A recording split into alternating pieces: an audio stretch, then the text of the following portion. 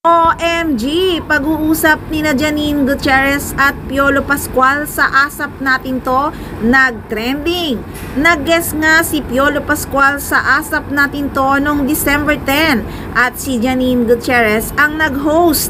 At ang saya talaga ni Nini dahil pangarap niya talagang makapareha si Piolo Pascual. Kaya naman ang mga netizens ay kinilig dahil may chemistry daw sina Piolo Pascual at Janine Gutierrez. At take note, nag-trending talaga ang eksenang yon. At in fairness, maraming fans ang sobrang kinilig.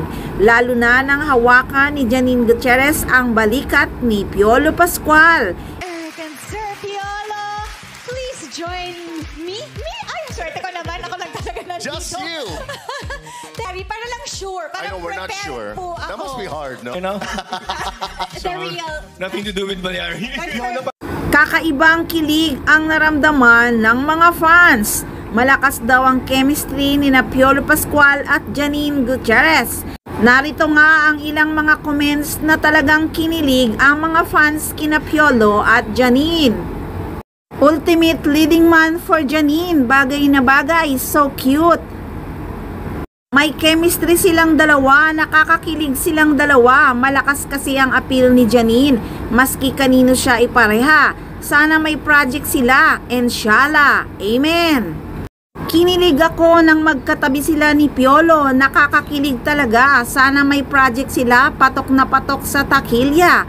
Ang lakas ng chemistry ng Punin, nakakakilig, bagay talaga sila. Welcome Punin, push na natin, hindi ko akalain ang lakas ng kanilang chemistry. At ayun na nga, hiniling na ng mga fans na sana ay magkatambal ang dalawa. Kaya naman siguradong gagawa ang dreamscape ng project na sina Piolo Pascual at Janine Gutierrez ang magkatambal. May nabuo ng love team ang mga fans, Punin. Hahaha, grabe na to. May aabangan tayong Punin. Sigurado nang tanggap ng mga fans si Piolo Pascual. Dahil isa sa magaling na aktor talaga si Piolo Pascual na pangarap din ng mga kababaihan. At in fairness, bagay na bagay sila ni Piolo Pascual. Nako, ayaw ni Paolo Abilino ng ganyan. Hehehe. Siguradong talbog na talbog ang Kimpaw pag nagkatambal ang Punin. Kaya abangan natin ang chikang yan dito lang sa Maarteng Machika.